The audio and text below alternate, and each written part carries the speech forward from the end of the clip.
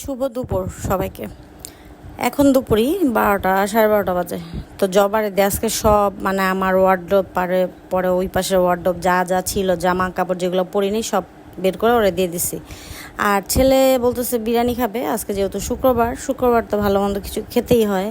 আর আমার ছেলে শুক্রবার আসলেই ও বিরিয়ানি না হলে পোলাও না হলে মুরগির মাংস যে কোনো একটা খাইতে চায়। আর কোরবানি যেহেতু গেছে, তো কোরবানি মাংস তো রান্না করি নাই বাসায় এই পর্যন্ত। তো আজকে এক পোটলা বার করছি, বের করে বিরিয়ানি রান্নার জন্য রাখছি। আর বিরিয়ানি কিন্তু আমি রান্না করতেছি না, রান্না করবো আজকে জবা। ঠিক আছে, জবারের দায়িত্ব দিচ্ছি। এই যে জবা সুন্দরভাবে মশলা টশলা দিয়ে মাখায় টাখায় বসাবে। ঠিক আছে, আর আমার এখানে কফির পানি দিচ্ছি, আমার খুব কফি খাইতে মন চাইতেছে। জবারে জিজ্ঞেস করলাম, ও বলছে ও খাবে, পরে এর জন্য দুইজনের জন্য কফি ইয়ে করতেছি। আর জবা গরুর মাংসটা আগে বসায় দিবে। এটা কিন্তু প্রথম পর্ব, আরও পর্ব আছে, ওইটা পরে দেখাবো না। হ্যাঁ, আর এখানে সব কিছু গোছানো হয়ে গেছে, এখন শুধু এই যে রান্না বসাবে। আর এই যে এখানে বসায় দিচ্ছে, এখন এইটা সুন্দরভাবে মাখাবে জবাই।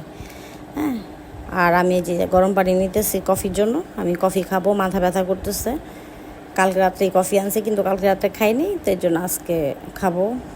জবার জন্য বানাইতেছে, আমার জন্য। হ্যাঁ, গরম পানি এখানে দিয়ে দিতেছে, আর জবার কাজ জবা করতেছে। ওই যে কফি ওখানে, পেঁয়াজের ডিব্বা যা আছে সব, এই যে টক দই টই যা আছে, অল্প একটু গরম পানি দিছি যেন টক দইটা তাড়াতাড়ি ছুটে যায় এর জন্য।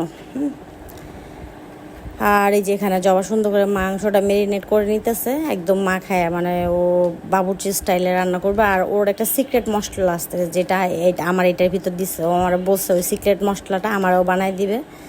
আর রান্নাটা কিন্তু অনেক মজা হয়েছিল, আমি খাইনি, আমি অল্প একটু খাইছি, কিন্তু অনেক মজা হয়েছিল। আর গন্ধ সেই একটা সেন্ট বের হয়েছিল।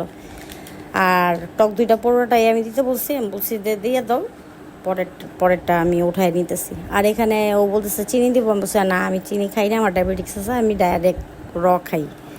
ঠিক আছে, তো এর জন্য নিয়ে নিছি, ওর গ্লাসেও চিনি দিয়ে নিছে, কারণ ও চিনি ছাড়া খায়নি, ওর কাছে চিনি কম লাগছে এর জন্য।